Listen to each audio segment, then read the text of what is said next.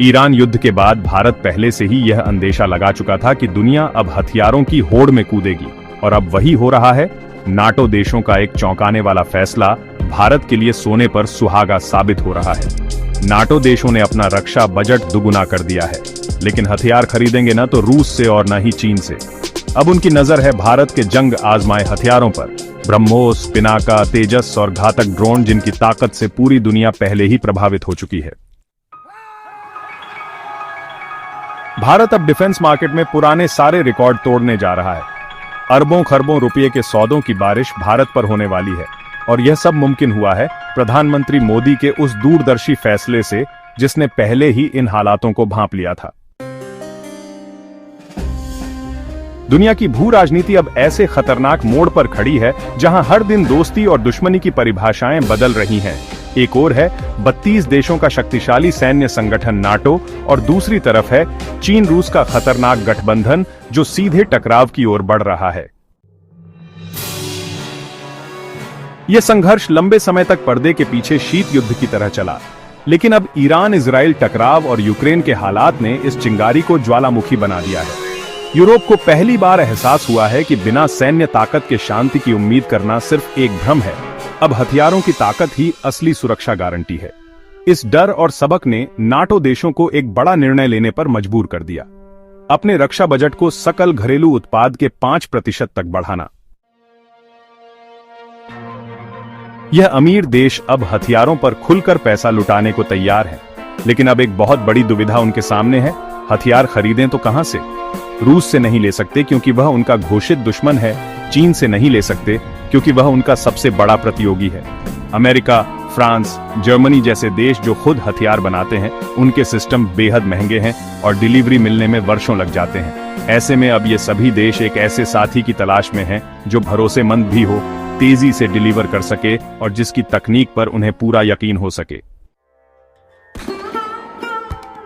अब इस कहानी में भारत की एंट्री होती है, एक ऐसा देश जो इस वक्त वैश्विक रक्षा रणनीति के खेल में सबसे मजबूत चाल चलने को तैयार है। भारत ने पहले ही अंदाजा लगा लिया था कि दुनिया को जल्द ही उसकी जरूरत पड़ेगी। यही वजह है कि आज हमारे पास ऐसे हथियार तैयार हैं जो जंग के मैदान में परखे जा चुके हैं और अब दुनिया की पहली पसंद बनते जा रहे हैं। नाटो देशों के लिए भारत सबसे उपयुक्त विकल्प है और इसके 3 ठोस कारण हैं। पहला, भरोसा। भारत एक स्थिर लोकतंत्र है, जिम्मेदार परमाणु शक्ति है और हमेशा स्वतंत्र विदेश नीति पर चलता है। भारत कभी भी किसी देश को डरा धमकाकर सौदे नहीं करता। दूसरा कारण है भारत के हथियारों की कीमत और गुणवत्ता का दमदार संतुलन। ये हथियार बेहद सस्ते हैं लेकिन प्रदर्शन में किसी से कम नहीं।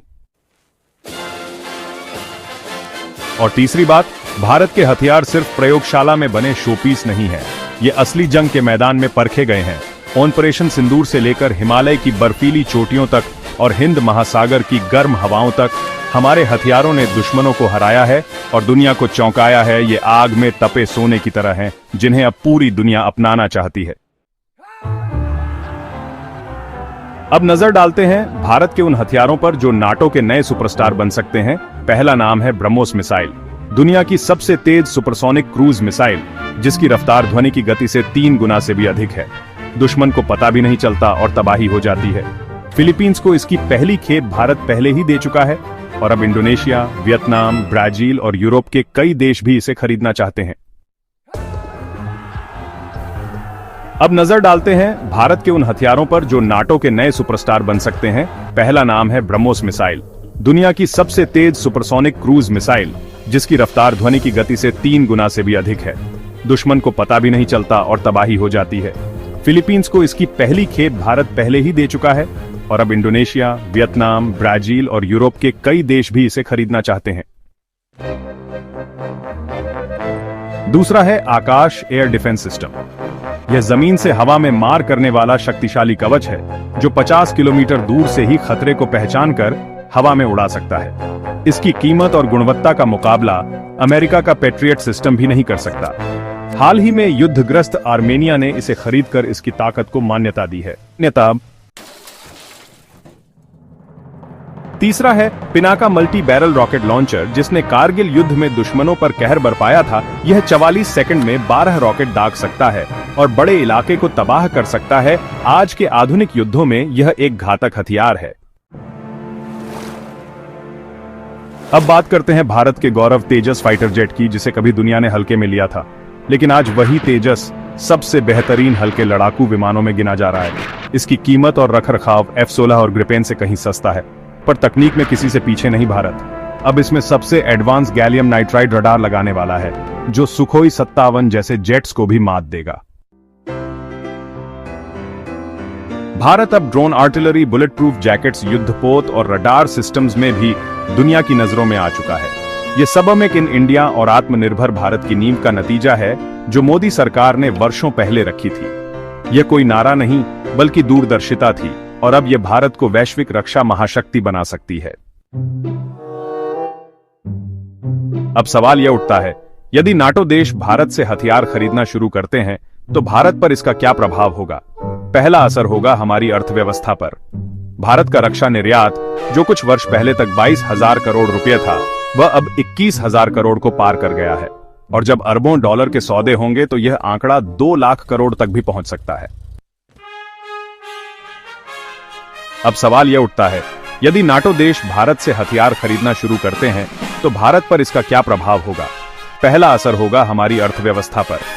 भारत का रक्षा निर्यात, जो कुछ वर्ष पहले तक 22,000 करोड़ रुपए था, वह अब 21,000 करोड़ को पार कर गया है, और जब अरबों डॉलर के सौदे होंगे तो यह आंकड़ा 2 लाख करोड़ तक भी पहुंच सकता है। दूसरा प्रभाव होगा रोजगार पर। जैसे जैसे विदेशी ऑर्डर आएंगे, हमारी रक्षा कंपनियों को उत्पादन बढ़ाना होगा। इससे नई फैक्ट्रियां बनेंगी, इंजीनियर, वैज्ञानिक, सप्लाई चेन एक्सपर्ट्स और युवाओं के लिए लाखों नौकरियां पैदा होंगी। तीसरा और सबसे महत्वपूर्ण असर होगा भारत की अंतर्राष्ट्रीय स्थिति पर। अब तक अमेरिका और रूस जैसे देश हथियारों के बल पर ही अपनी वैश्विक ताकत बनाए रखते थे, लेकिन अब भारत भी इस हाई टेबल पर बैठेगा जहां दुनिया के नियम तय होते हैं। भारत अब केवल नियम मानने वाला नहीं रहेगा, बल्कि दुनिया को दिशा देने वाला बन जाएगा। यह भारत को एक सच्ची विश्व शक्ति बनाने की ओर एक ऐतिहासिक छलांग होगी। अपनी राय नीचे कमेंट में जरूर बताएं। वीडियो को लाइक, सब्सक्राइब और अपने दोस्तों तक जरूर शेयर करें। जय हिंद, वंदे मातरम।